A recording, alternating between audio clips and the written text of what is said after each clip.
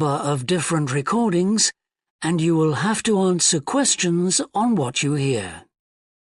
There will be time for you to read the instructions and questions, and you will have a chance to check your work. All the recordings will be played once only. The test is in 4 sections. At the end of the test, you will be given 10 minutes to transfer your answers to an answer sheet. Now turn to Section 1. Section 1.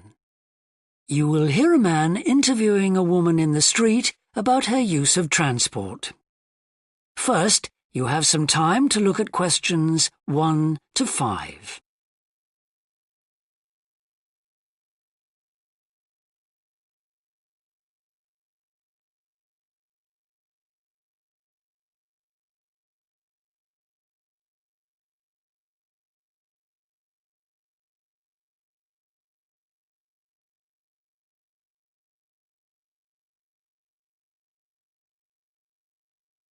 You will see that there is an example that has been done for you.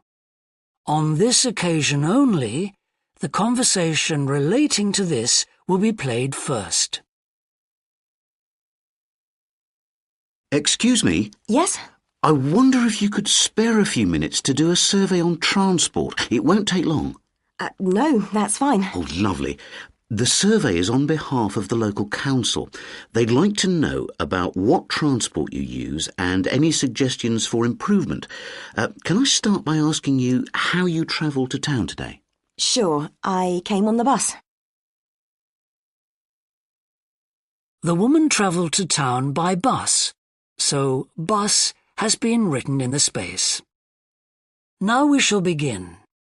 You should answer the questions as you listen, because you will not hear the recording a second time. Listen carefully and answer questions 1 to 5. Excuse me? Yes? I wonder if you could spare a few minutes to do a survey on transport. It won't take long. No, that's fine. Oh, lovely. The survey is on behalf of the local council. They'd like to know about what transport you use and any suggestions for improvement. Can I start by asking you how you travelled to town today? Sure, I came on the bus. Great. Now, can I get a few details about yourself? OK. What's your name? It's Louisa. Yes. Hardy. Can you spell that, please? Yes, it's Hardie. Great, thanks. And can I have your address? It's 19 Whitestone Road. Oh, right, I know that area. It's Bradfield, isn't it? That's right. Is the postcode GT7? It's actually GT8 2LC. Great. And could I ask what your job is? Are you a student?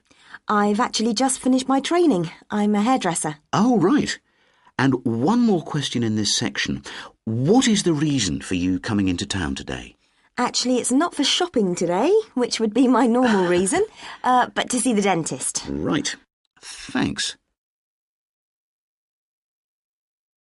Before you hear the rest of the interview, you have some time to look at questions 6 to 10.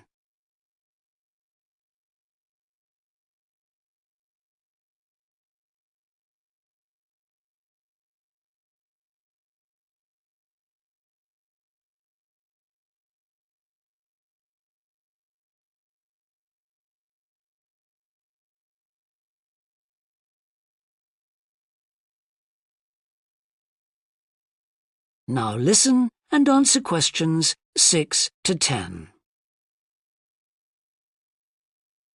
Now, in this last section, I'd like you to give us some ideas about the facilities and arrangements in the city for getting to and from work. Any suggestions you have for improvements? Well, something I've thought about for some time is that when I do walk and I'm doing a later shift, I think the lighting should be better. Yes, good point. And of course, I think it's a real shame they've been cutting down on the number of footpaths. They should have more of those. Then people would walk more. Yes, right. And I don't think there are enough trains. That's why I don't use them. You have to wait so long.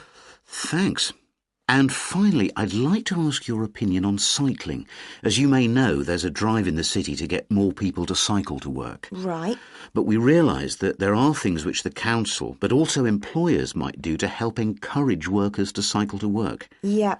Well, I have thought about it, and where I work, there are no safe places to leave your bikes. OK. And also, I'd have to cycle uphill, and on a hot day, I'd arrive at work pretty sweaty, so I think I'd need a shower somewhere at work. Right. And I suppose the last thing is that I wouldn't be all that confident about cycling on such busy roads. I think I'd like to see you offering training for that. You know, I'd feel a lot better about starting if that was the case. Well, that's very helpful. Thank you very much for your time. No problem. Bye. That is the end of section 1. You now have half a minute to check your answers.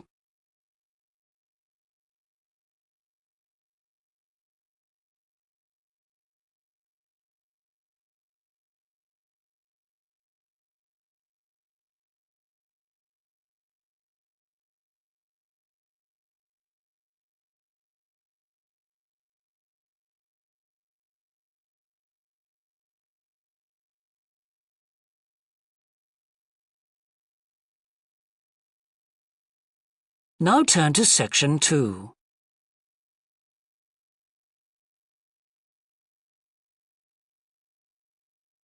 Section 2. You will hear a representative of a city council giving information about 2 new facilities which are opening soon in the city.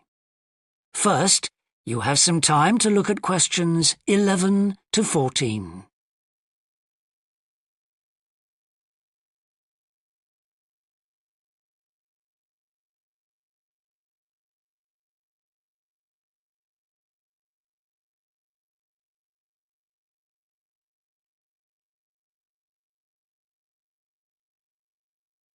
Now listen carefully and answer questions 11 to 14.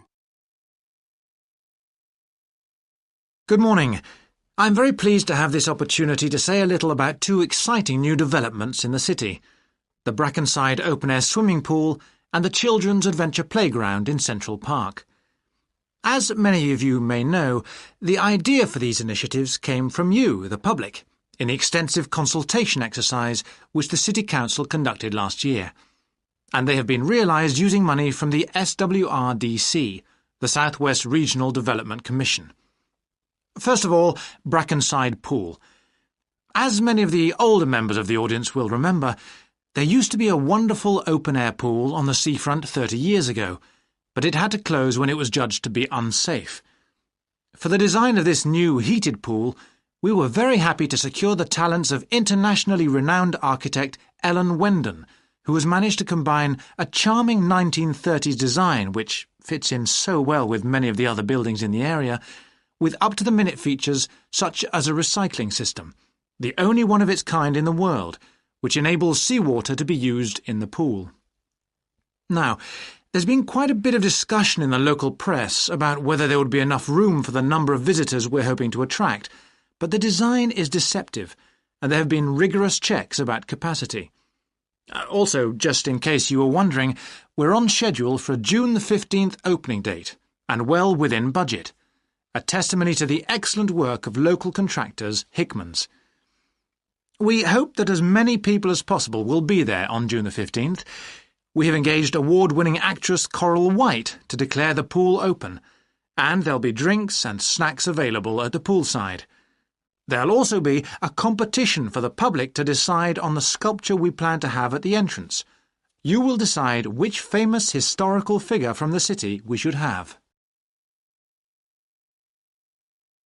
Before you hear the rest of the talk, you have some time to look at questions 15 to 20.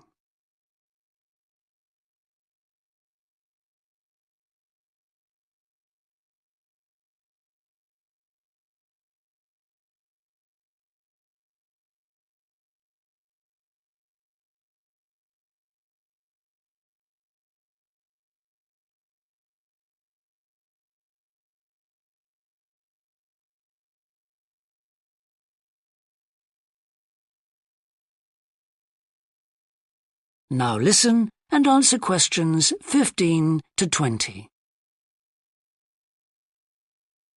And now, moving on to the Central Park Playground, which we're pleased to announce has just won the Douglas Award for Safety.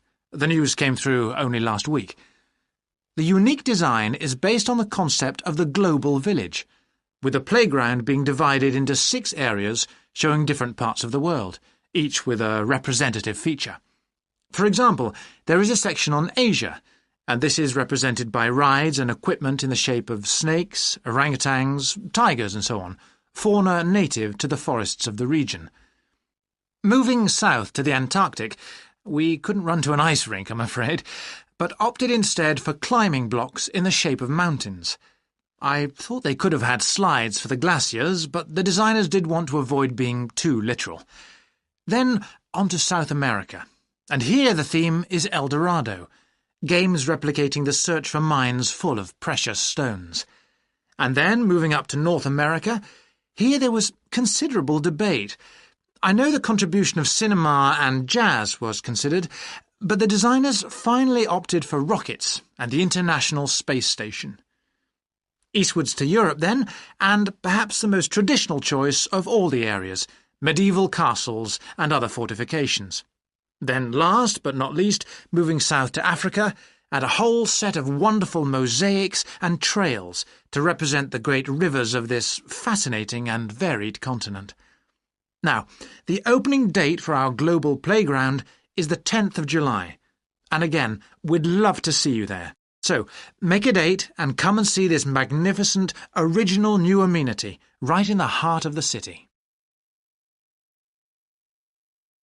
That is the end of section 2. You now have half a minute to check your answers.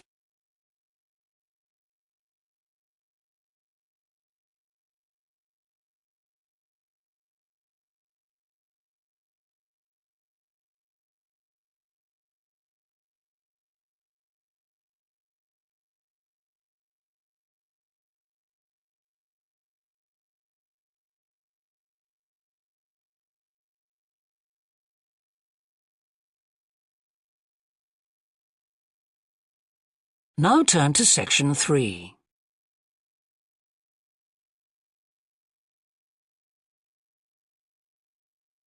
Section 3. You will hear 2 anthropology students called Victor and Olivia discussing their joint presentation about a Norwegian explorer called Thor Heyerdahl.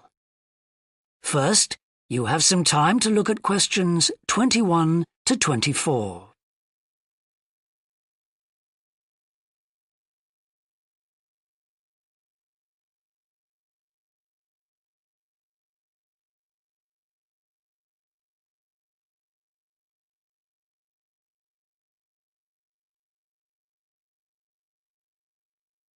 Now listen carefully and answer questions 21 to 24. Right, well, for our presentation, shall I start with the early life of Thor Heyerdahl? Sure. Why don't you begin with describing the type of boy he was, especially his passion for collecting things? That's right. He had his own little museum. And I think it's unusual for children to develop their own values and not join in their parents' hobbies. I'm thinking of how Heyerdahl wouldn't go hunting with his dad, for example. Yeah, he preferred to learn about nature by listening to his mother read to him. And quite early on, he knew he wanted to become an explorer when he grew up. That came from his camping trips he went on in Norway, I think. No, it was climbing that he spent his time on as a young man. Oh, right. After university, he married a classmate, and together they decided to experience living on a small island to find out how harsh weather conditions shaped people's lifestyles. As part of their preparation, before they left home, they learnt basic survival skills, like building a shelter. I guess they needed that knowledge in order to live wild in a remote location with few inhabitants, cut off by the sea, which is what they were aiming to do. An important part of your talk should be the radical theory Heyerdahl formed from examining mysterious ancient carvings that he happened to find on the island. I think you should finish with that. Okay. Before you hear the rest of the discussion, you have some time to look at questions 25 to 30.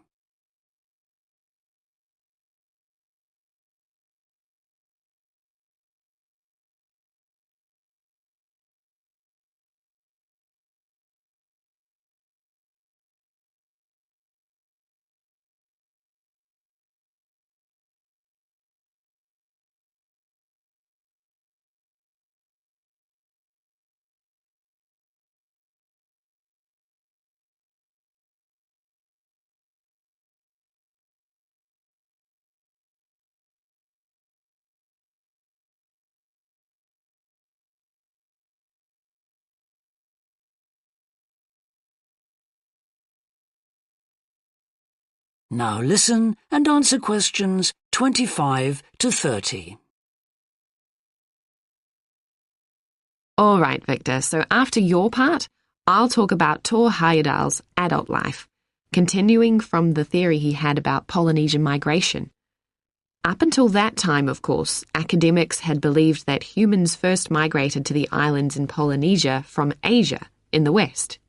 Yes, they thought that travel from the east was impossible because of the huge empty stretch of ocean that lies between the islands and the nearest inhabited land.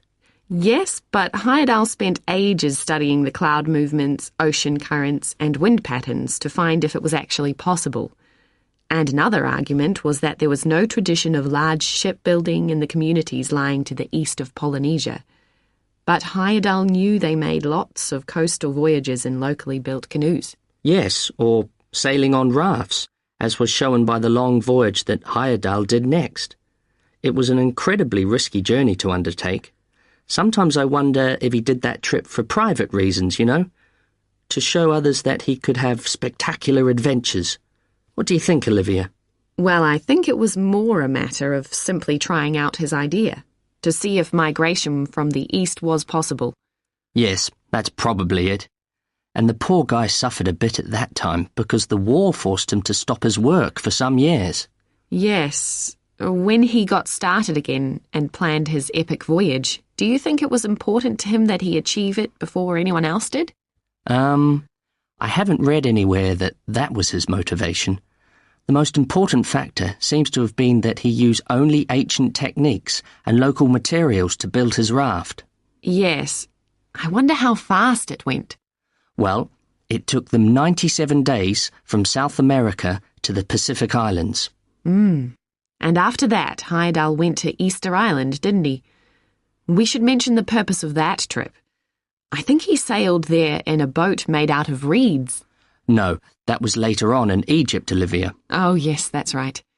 But what he wanted to do was talk to the local people about their old stone carvings and then make one himself to learn more about the process. I see. Well, what a great life. Even though many of his theories have been disproven, he certainly left a lasting impression on many disciplines, didn't he? To my mind, he was the first person to establish what modern academics call practical archaeology. I mean that they try to recreate something from the past today, like he did with his raft trip. It's unfortunate that his ideas about where Polynesians originated from have been completely discredited. Yes. Right, well, I'll prepare a PowerPoint slide at the end that acknowledges our sources. I mainly used The Life and Work of Thor Heyerdahl by William Oliver. I thought the research methods he used were very sound, although I must say I found the overall tone somewhat old-fashioned. I think they need to do a new, revised edition. Yeah, I agree. What about the subject matter? I found it really challenging. Well, it's a complex issue. I thought the book had lots of good points. What did you think of the illustration? That is the end of section 3. You now have half a minute to check your answers.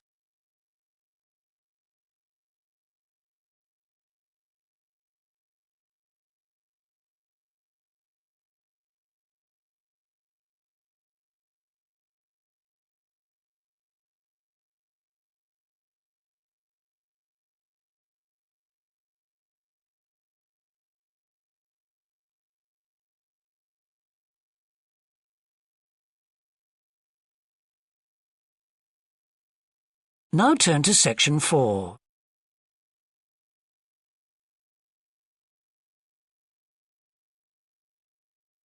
Section 4.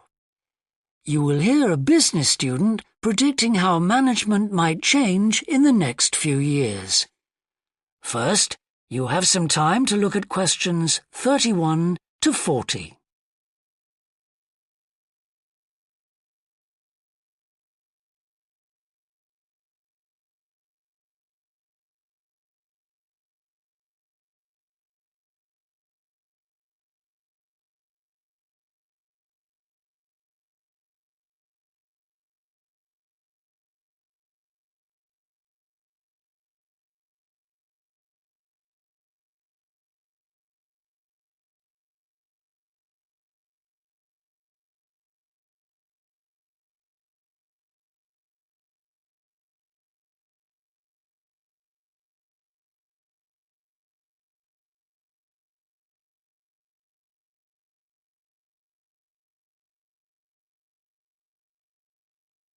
Now listen carefully and answer questions 31 to 40.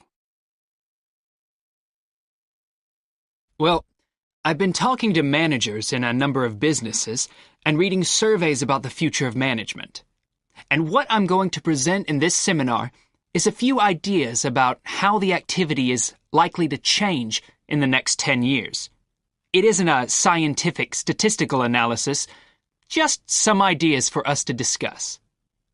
One area I want to mention is business markets, and I'm sure a really significant development will be a major increase in competition, with companies from all around the world trying to sell similar products. Consumers will have much more choice. For instance, food products sold in Australia might be manufactured in the USA, China, Finland, and dozens of other countries. At the same time, mergers and takeovers mean that governments are actually losing power to major global corporations. We can probably all think of companies that exert a great deal of influence, which may be good for consumers. A third point I want to make about markets is that in the rapidly expanding economies, such as India, China, Brazil, and Russia, demand is growing very fast. This is putting pressure on resources all over the world. I think businesses are becoming more open to external influences. In particular, companies are consulting customers more and more before making their business decisions. Companies are finding out what they want and providing it, instead of making products and then trying to sell them, which is the model of years ago. Another influence is that concerns about the environment will force manufacturers to extend product life cycles to reduce the amount of pollution and waste. And, in some cases, regulation will need to be strengthened.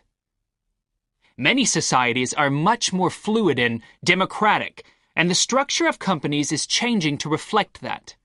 I think we're going to see a greater emphasis within companies on teams created with a specific project in mind. And when they're completed, the teams will be disbanded and new ones formed. More and more people see work as simply one part of their lifestyle, and not the most important one. And as the workforce is shrinking in some countries, businesses are having to compete for staff instead of being able to choose among a lot of applicants. Typical examples that will attract and retain staff are traditional ones like flexible hours and, something that has been made possible by advances in technology, remote working, with people based at their home, abroad, or almost anywhere they choose.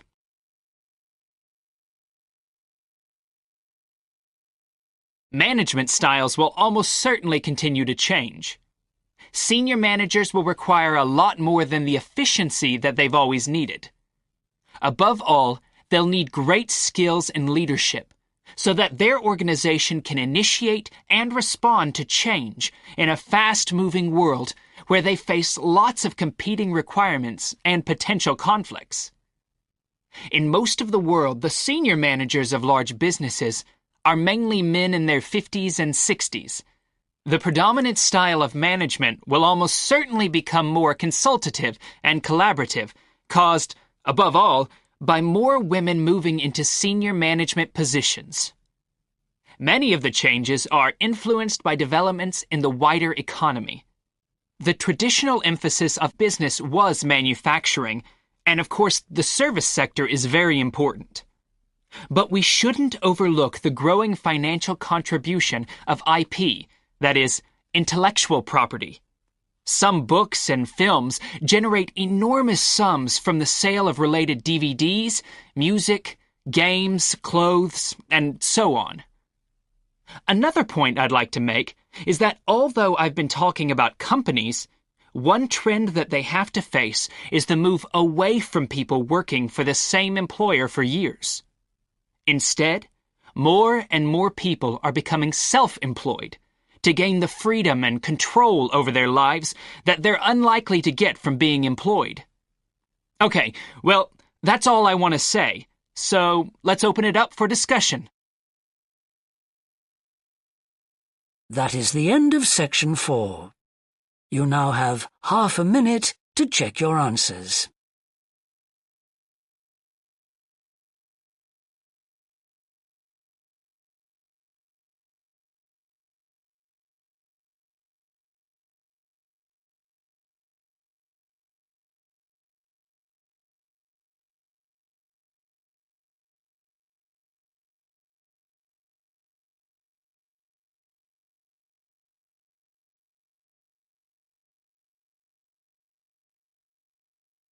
That is the end of the listening test. In the IELTS test, you would now have 10 minutes to transfer your answers to the answer sheet.